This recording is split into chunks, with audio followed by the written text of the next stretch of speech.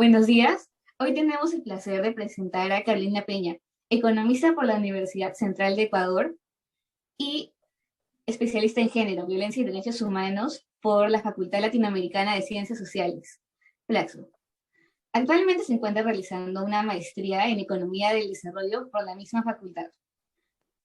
Asimismo, es coordinadora de proyectos y estudios de género en Investoría Foundation. En nombre de la entrevista económica, le agradecemos tenerla aquí presente para esta entrevista, ya que consideramos que su opinión nos puede aportar una información muy valiosa acerca del tema. El tema a discusión gira en torno a la penalización salarial por maternidad y el contexto en el que se encierra esta problemática. Es una entrevista de 20 minutos, tiempo en el cual se procederá a realizar 3 preguntas. Adelante, Magister Peña. Un gusto. Bueno, muchas gracias por la invitación. Qué gusto también que se tomen el tiempo para abordar estos problemas que son tan necesarios y que se van relacionando no únicamente con las diferencias, sino que es un problema que tiene varias problemáticas que se siguen haciendo como más grandes y que son muy, muy necesarias que se aborden porque no es un problema únicamente, digamos, en Ecuador, en Perú, sino que es a nivel global. Entonces, muchas gracias por la invitación. Sí, justo por eso hemos decidido realizar esta entrevista, que saldrá cuando ustedes la vean en el Día de la Madre en Perú. Bueno, empezando con las preguntas. En la actualidad, algunas imágenes socialmente construidas, como el instinto maternal de las mujeres o el rol de la mujer en el trabajo doméstico, siguen vigentes. ¿Cómo afectan esas construcciones sociales a la participación de las mujeres en el mercado laboral, los roles en los que se desempeñan y a su tiempo de trabajo?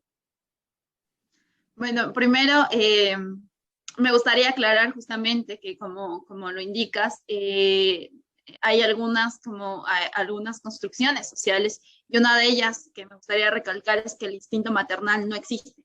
Desde niñas nos condicionan, desde los juegos, como jugar con el cuidado de muñecos y muñecas que simulan un bebé, jugar a la cocinita, jugar con tareas domésticas como a barrer, a planchar, a lavar la ropa. Estos juegos y además el rol de cuidado que nos encargan desde niñas en el cuidado de nuestros hermanos, hermanas, primos, sobrinas, personas más pequeñas o también personas con discapacidad, impactan directamente en la percepción o en el rol de cuidadoras que más adelante aparecen, digamos que coincidencialmente. Entonces, es decir, socialmente desde niñas ya nos van condicionando, nos van enviando estos mensajes que cuál va a ser nuestro rol y función en el mundo.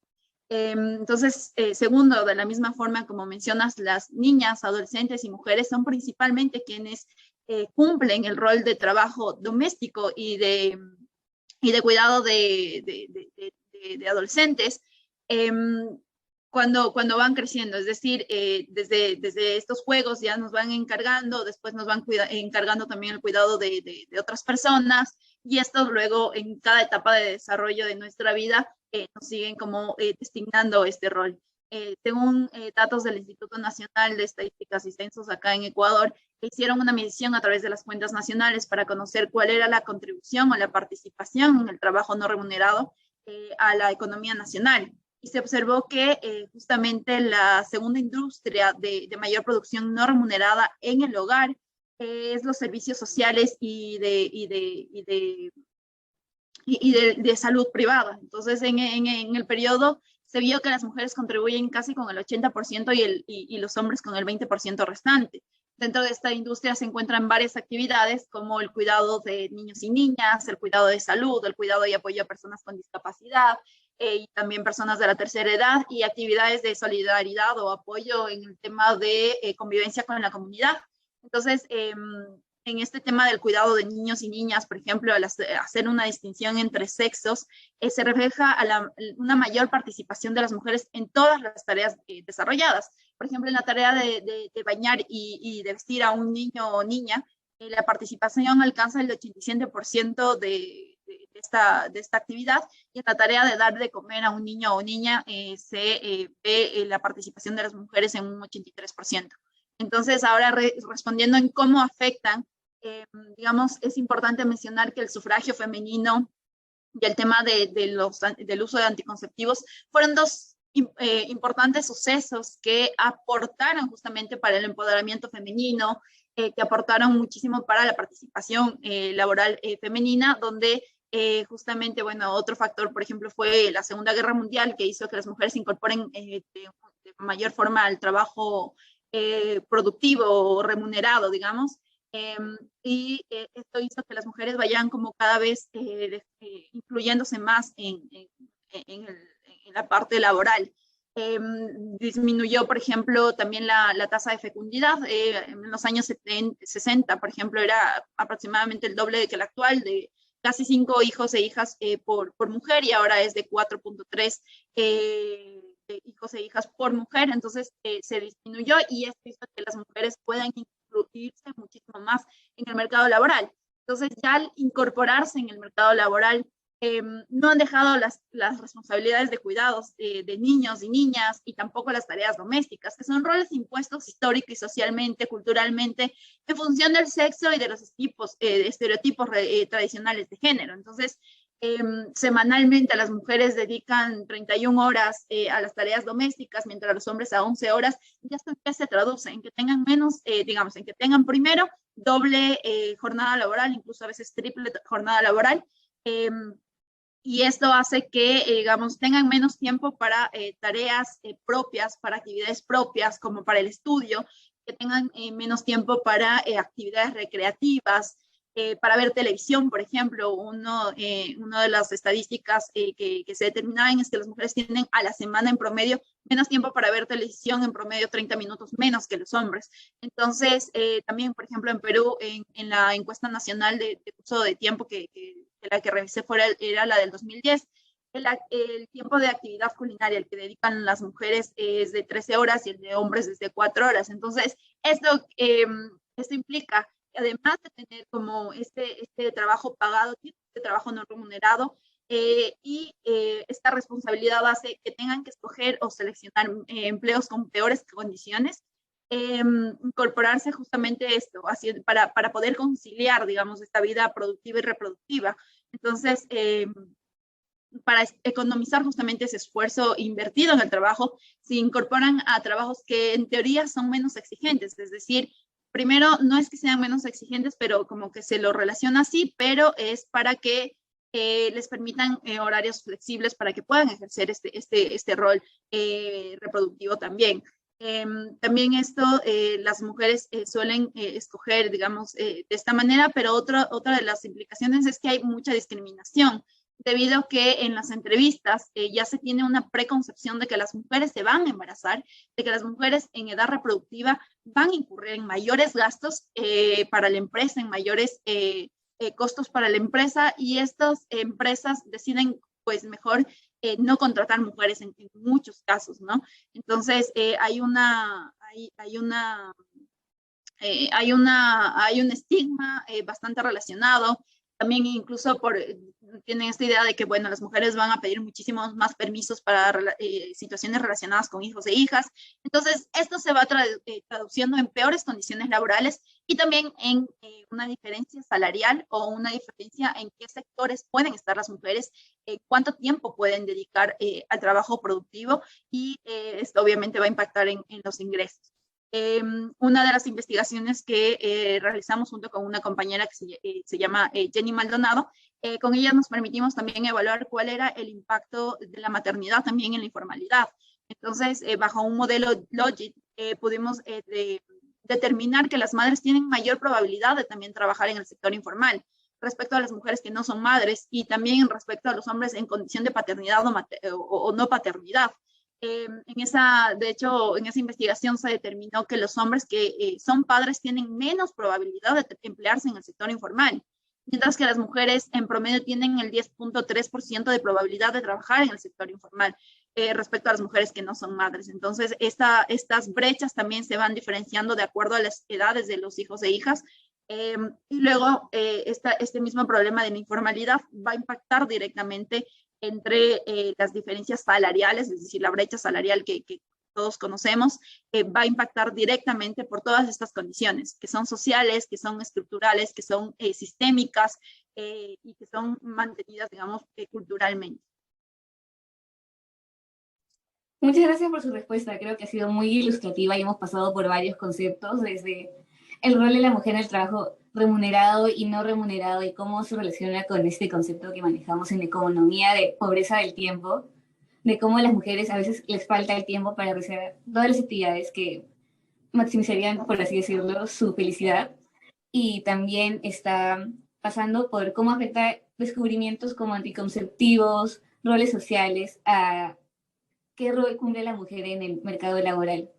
Y pasando a esa estadística que mencionó sobre la informalidad y la maternidad, se enlaza un poco con nuestra siguiente pregunta, pues también mencionó de que los hombres que son padres tenían menos probabilidades de participar en el mercado informal. Entonces, ¿cuáles son las diferencias entre el efecto de la maternidad y el de la paternidad sobre el salario? Sí, justamente esa investigación está bastante relacionada y hay otra investigación que también realizamos con la misma compañera, en la que determinamos también cuál era la penalización, digamos, que tiene el mercado laboral sobre los ingresos laborales femeninos y sobre los ingresos también de los hombres. Y en esta estimación de esta asociación entre maternidad y la paternidad con el salario mensual, se observa que sí existe una penalización de la maternidad sobre el salario en un 8%, es decir, las mujeres que tienen hijos e hijas ganan al mes en promedio $75 menos que las mujeres que no tienen hijos. Es decir, comparamos mujeres madres y mujeres que no tienen hijos, y también comparamos padres que tienen hijos y hombres que no tienen hijos. Y la brecha salarial que se asocia con la maternidad también vimos que se amplía cuando se consideran las estructuras de las edades de los hijos. Las mujeres con hijos menores a 6 años ganan mensualmente en promedio un 20% menos que las que no tienen hijos, y cuando, digamos, estos hijos van creciendo, la brecha se reduce. Cuando están en un rango de edad de 6 a 12 años, ganan en promedio 7% menos, y cuando tienen hijos e hijas entre 13 y 18 años, ganan un 6% menos. Esto es bastante consistente con literatura internacional. Esto se han hecho algunos estudios también, digamos, para países en desarrollo, comparándolos con países desarrollados, y en los que se determina que justamente las estructuras productivas tienen relación, la discriminación o las culturas también tienen relación con esta misma penalización, y que justamente, digamos, los hombres no son penalizados de la misma manera. Incluso muchas veces pueden ser beneficiados por esto. Estadísticamente, viéndolo estadísticamente, nos dan y los resultados nos indican que pueden ser beneficiados. La paternidad, por ejemplo, nos indica que los hombres tienen una ventaja frente a los hombres que no tienen hijos. La brecha salarial de padres y no padres es del 7%, y cuando no se corrige sesgo, y cuando se corrige sesgo es del 2%. De esta brecha salarial, en donde los padres ganan en promedio 2% más que los no padres. Entonces, es como un efecto contrario a la maternidad. Y también en cuanto al tiempo, una de las preguntas anteriores también era que cómo impacta también el tiempo. Pues la maternidad también se relaciona con el tiempo de trabajo. La probabilidad de que una mujer con hijos trabaje 38 horas a la semana es menor en un 85% respecto a las mujeres sin hijos.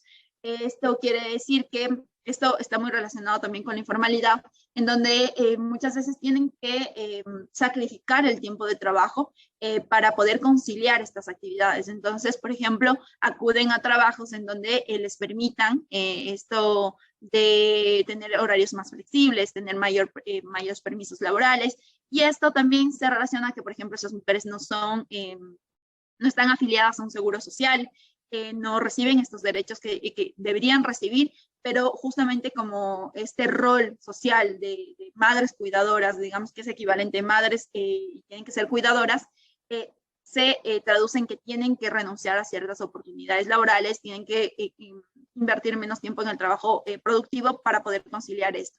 Entonces, mientras que los padres tienen una probabilidad mayor de trabajar 42 horas, digamos, hablábamos de las 38 horas de las mujeres, los hombres tienen 39% mayor probabilidad de trabajar 42.8 horas a la semana frente a los que no son padres, es decir, sí trabajan más horas los que son padres, y las mujeres que son madres trabajan menos, y esto se debe también a una construcción social, ¿no? A los hombres se les dice que ellos tienen que ser proveedores, que ellos tienen que cumplir con este rol, mientras que a las mujeres, en este caso familiar, cuando se tienen hijos e hijas en el hogar, ellas tienen que cumplir con el rol de cuidado. Entonces, esto también se relaciona con el tiempo y obviamente también con la penalidad salarial, ya en términos monetarios.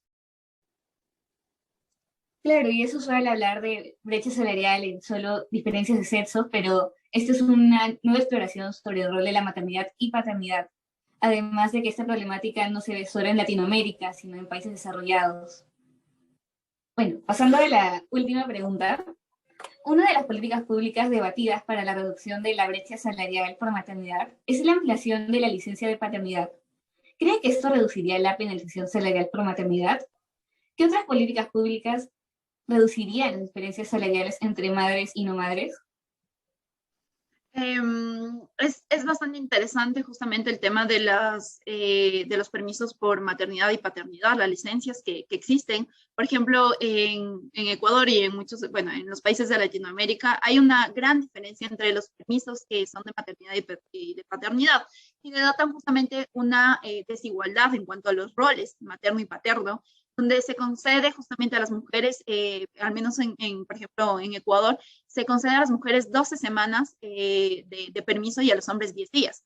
Esta idea o esta normativa refuerza, por una parte, el rol de las mujeres en las tareas de cuidado y en el trabajo doméstico, y por otra, esta reinserción inmediata de los hombres, de los padres al mercado laboral, refuerza que tienen que cumplir un rol proveedor económico.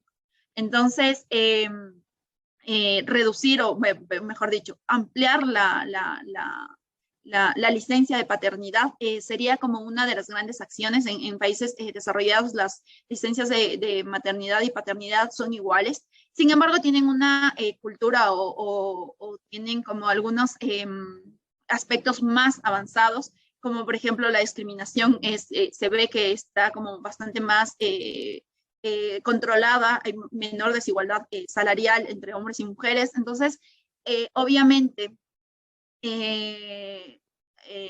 obviamente si nosotros acá en condiciones actuales hacemos esta ampliación de las licencias de paternidad, esto se va a traducir inmediatamente que las mujeres van a tener ahora una carga mayor, es decir, no va a inmediatamente a cumplir con lo que se espera, de que reduzcan su tiempo de cuidado, sino que ahora van a tener que cuidar al bebé y también al padre que se queda, porque muchos hombres no tienen un rol en el trabajo doméstico. Es decir, las mujeres, se ve en Latinoamérica, que han aumentado su participación laboral desde los años 80 casi al doble, pero los hombres no han aumentado su participación en el trabajo no remunerado, han aumentado en un 2%. Entonces, obviamente, si hacemos este cambio inmediato del cambio de licencias de paternidad en el tiempo, eso no se va a traducir en las condiciones actuales, no se va a traducir en mayor igualdad en el mercado ni en el hogar.